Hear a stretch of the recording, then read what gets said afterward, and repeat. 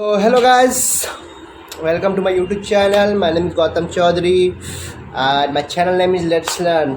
So आज मैं से एग्जामिनेशन के बारे में बात करने आ रहा हूँ। एक ऐसे गवर्नमेंट जॉब जो आपको एसएससी से बढ़िया है, जो यूपीएससी को टक्कर देता है, जिस एग्जामिनेशन को क्रैक करने के बाद आपको 1.5 लाख 1 लाख के पैकेज लगेंगे, एक अच्छा रूम मिलेगा, सब कुछ मिलेगा।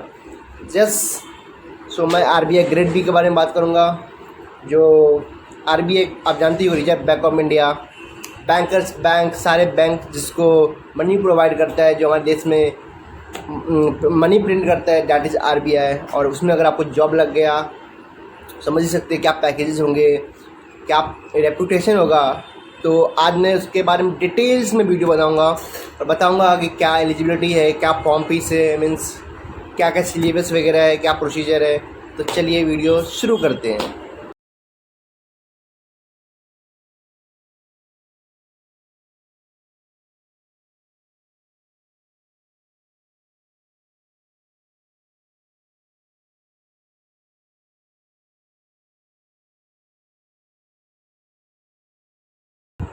अभी आप ये जो एग्जामिनेशन है आरबीआई ग्रेड बी, ये मीन्स रजिस्ट्रेशन वगैरह कब स्टार्ट होता है?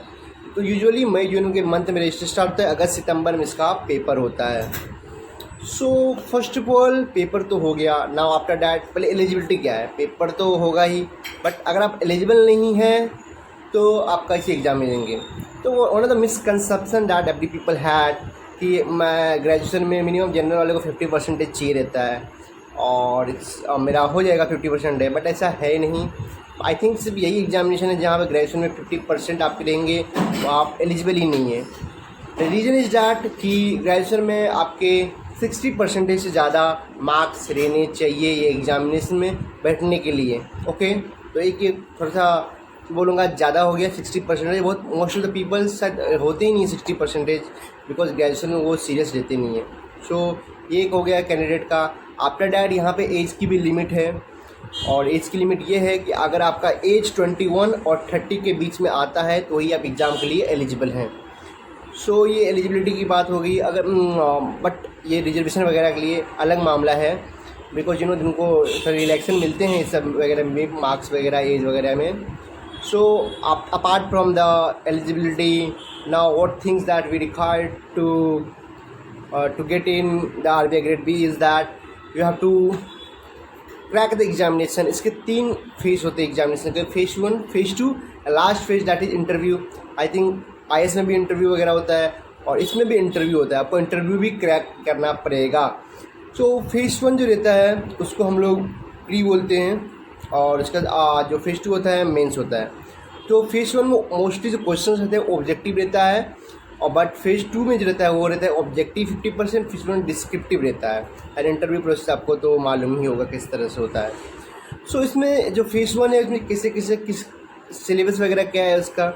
तो फर्स्ट वन इसमें मैथ है, logical reasoning, general awareness and English. इसमें ज़्यादा वेटेज जो है वो ज़्यादा वेटेज जनरल अवेयरनेस का है, मैथ का कम वेटेज है। ओके, तो जिनका मैथ वीक है उनके लिए बढ़िया है कि जनरल अवेयरनेस का ज़्यादा वेटेज है। आफ्टर द सेकेंड में जो है वो रहेगा ही, बट उसके साथ साथ 2-3 चीज़ जो डिस्क्रिप्टिव में 3 चीज़ जुड़ेगा, डैट इज इंग्लिश राइटिंग रहेगा, आपको ऐसे राइटिंग वगैरह रहेगा।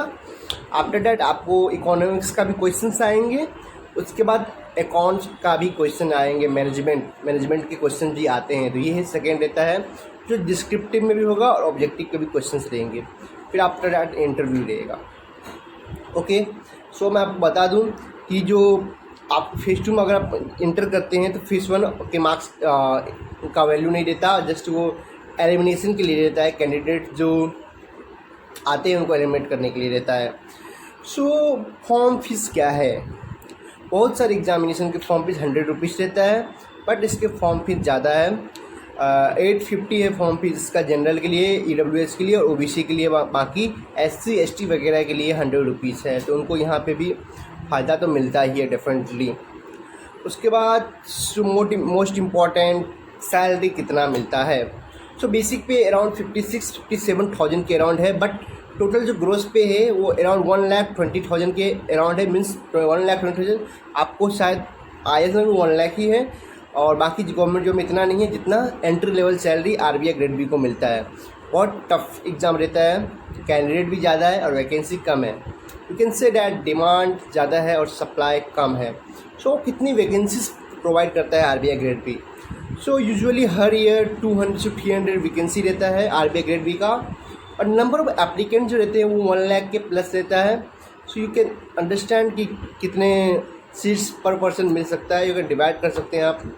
तो ये थोड़ा सा टफ रहता है एंट्री करना है, बट आफ्टर आप अगर एंट्री कर देते हैं सो आपको फ़ायदा मिलता है, काफ़ी अच्छी सैलरी प्रोवाइड करता है और बड़े बड़े बैंक्स में आपको काम करने का मौका मिलता है, राइट, बड़ी बड़ी सिटी में काम करने का मौका मिलता है, मुंबई हो गया, बेंगलुरु हो गया। तो डेफिनेटली ये एग्ज़ाम वर्थ इट है। आपको एग्ज़ाम अगर आप कॉमर्स बैकग्राउंड से हो गया तो आपको बेनिफिट डेफिनेटली मिलेगा, बिकॉज इकोनॉमिक्स और मैनेजमेंट का जो चैप्टर रहता है वो कॉमर्स वाले के ही सिलेबस से जुड़ा हुआ रहता है। सो आप कॉमर्स स्टूडेंट है, आपको डेफिनेटली बेनिफिट है, आपको जरूर इस एग्जामिनेशन कंसिडर करना चाहिए, अपियर करना चाहिए। बहुत सारे लोगों को ये एग्जामिनेशन नहीं मालूम है, उनको बस यूपीएससी एसएससी वगैरह का मालूम है, बट ये एग्जामिनेशन भी एक तगड़ा एग्जामिनेशन है। आप यूपीएससी का बैकअप भी रख सकते हो आरबीआई ग्रेड बी को। सो यस, बस हमारा वीडियो यहीं पे था। हमने आपको इस वीडियो में बहुत सारी बातें बता दिया। आई होप आपको मेरा वीडियो पसंद आया होगा।